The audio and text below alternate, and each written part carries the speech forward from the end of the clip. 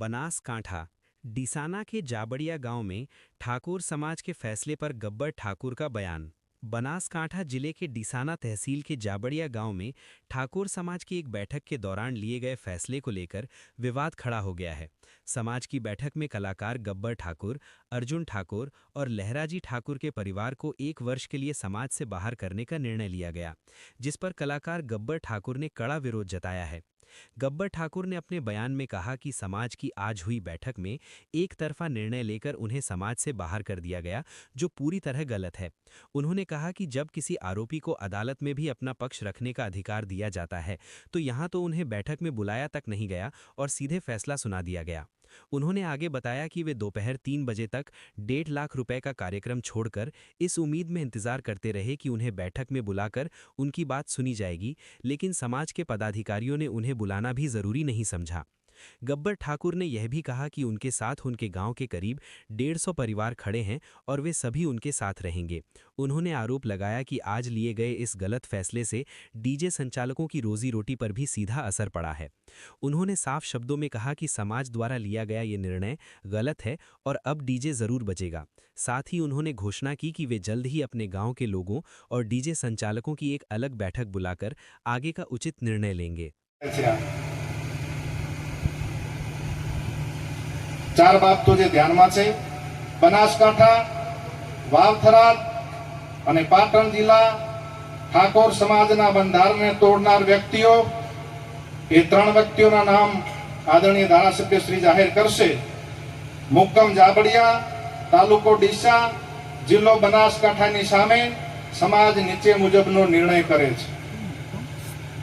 ઠાકોર સમાજ તેમને 1 વર્ષ માટે જ્ઞાતિ બહાર એટલે કે નાત બહાર મૂકવાનો નિર્ણય કરે છે। 1 વર્ષ પછી સમાજના બંધારણ દિવસની ઉજવણી વખતે જાબડિયા ગામના ઠાકોર સમાજની ગ્રામ સમિતિ તેમને સમાજમાં પરત લેવાની વિનંતી કરે તો તે અભિપ્રાય ડીસા ઠાકોર સમાજ તાલુકા સમિતિના ધ્યાન ઉપર મૂકીને ગુણ દોષના આધારે સમીક્ષા કરીને નિર્ણય કરવામાં આવશે, એનો યોગ્ય દંડ કરવામાં આવશે। આ વ્યક્તિઓને સામાજિક, આર્થિક કે ધંધાકીય કોઈ પણ જાતનો સમાજે સાથ સહકાર આપવો નહીં અને સહકાર આપનાર વ્યક્તિ સમાજનો દોષિત ગણાશે। સોશિયલ મીડિયામાંથી સમાજના ભાઈઓને વિનંતી કે તેમને અનફોલો કરે અને પવિત્ર કાર્યમાં સહકાર આપે। આ 4 બાબતો હતી। માન્ય આગેવાન શ્રીઓનું સૂચન હતું, એ મેં આપની સમક્ષ મૂક્યું છે। ઉપર કોઈ નથી, ત્યારે સમાજમાં રહેવું છે એટલા માટે।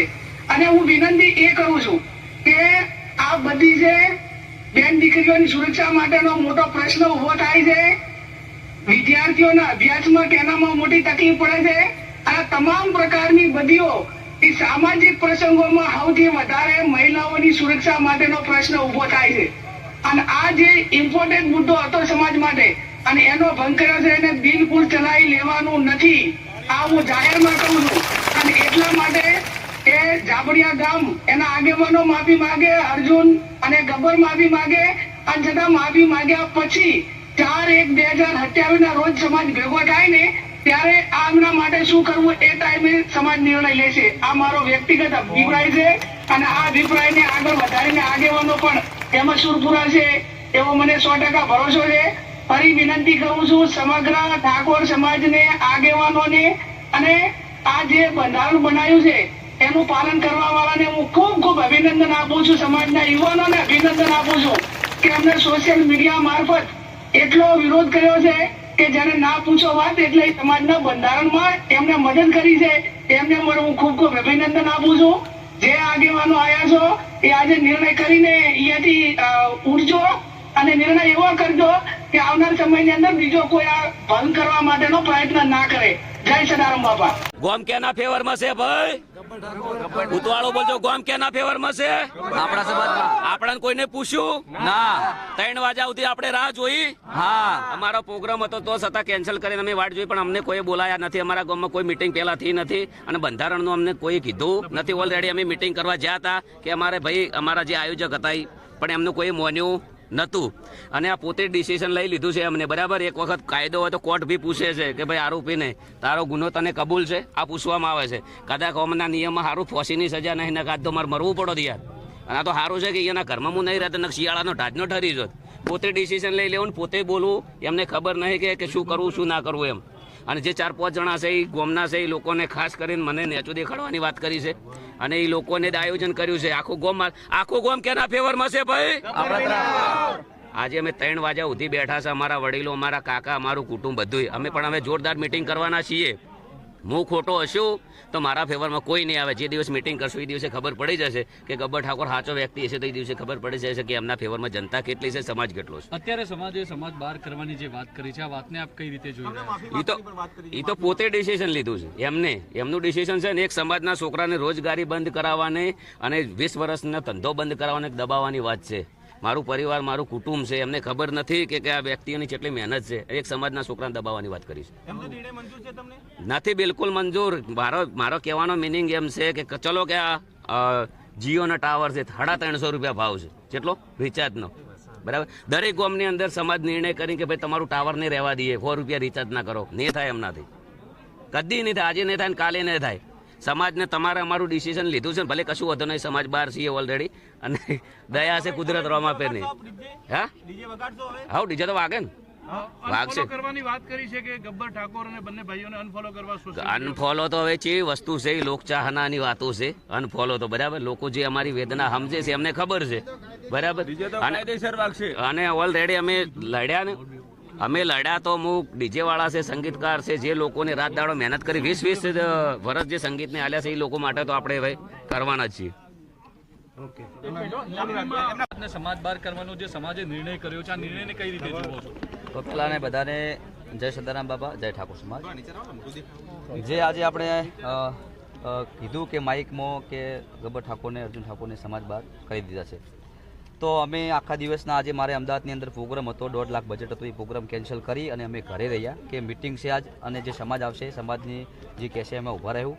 કારણ કે જો ગુજરાત સરકારની અંદર જે આપણે ભારત સરકારની અંદર જે બંધારણ છે, સરકાર બંધારણનું, એ પણ આપણે કોઈ ગુનો કરીએ ને તો આપણે કોર્ટ પૂછે છે કે તમારો ગુનો તમને કબૂલ છે, કઈ રીતનું. સરકાર પણ પૂછે છે, પણ અમને કોઈ પૂછ્યું નહીં, અમને કોઈ બોલાયા નહીં. જાતે નિર્ણય લઈ લીધો કે ગબ્બર ઠાકોર, અર્જુન ઠાકોરને સમાજ બહાર મૂકી દેશે. અને આ અમે આખી જિંદગી સમાજ પાછળ મહેનત કરી, આખી જિંદગી સમાજ માટે દોડ્યા, મિટિંગો કરી, મિટિંગમાં જ્યાં સમાજના ગીતો ગાયા, સમાજને સારી જગ્યાએ અમે ઘણા બધા ગીતો બનાવ્યા કે ભણો ભણો, ભણ્યા વગર કંઈ નથી.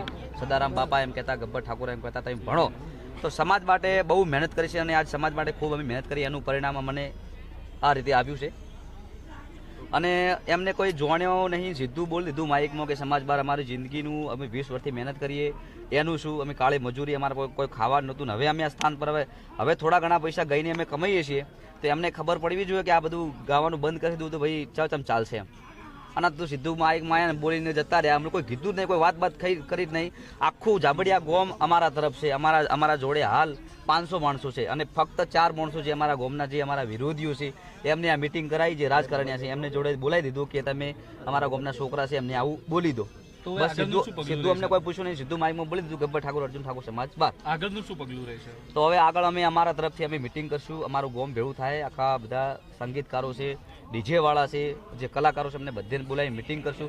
જો આપણે ખોટા હશું તો અમારી હંગાત કોઈ નહીં આવે. અમે બંને ભાઈ જ હશું. ખોટા હશું તો નહીં આવે, ખોટા નહીં હોય તો બહુ પબ્લિક આવશે, બહુ અમારા સમર્થનની અંદર હાજરી આપશે. અને એવું કીધું છે કે ગબ્બર ઠાકોરને, અર્જુન ઠાકોરને જે સમર્થનમાં જાય એમને પણ સમાજને બહાર કાઢી દેવું. તો હાલ 500 માણસો હોય છે તો બધાને કાઢી દો ને સમાજ બહાર. અને સમાજનું બંધારણ બધા માટે લાગુ પડે છે. હાલ બનાસકાંઠાની અંદર ગામડે ગામડે ડીજે ચાલુ છે, લાઈવ પ્રોગ્રામ ચાલુ છે, બધું જ ચાલુ છે. કોઈને પણ કશું કોઈ નડતું નહીં. તો સમાજને ખાલી અર્જુન ઠાકોર ને ગબ્બર ઠાકોર કેમ નડે? અને બંધારણ સમાજના હરેક દીકરા માટે હોય છે, તો ખાલી આ બંધારણ ગબ્બર ઠાકોર માટે, અર્જુન ઠાકોર માટે, બંને માટે જ કેમ? Okay, done.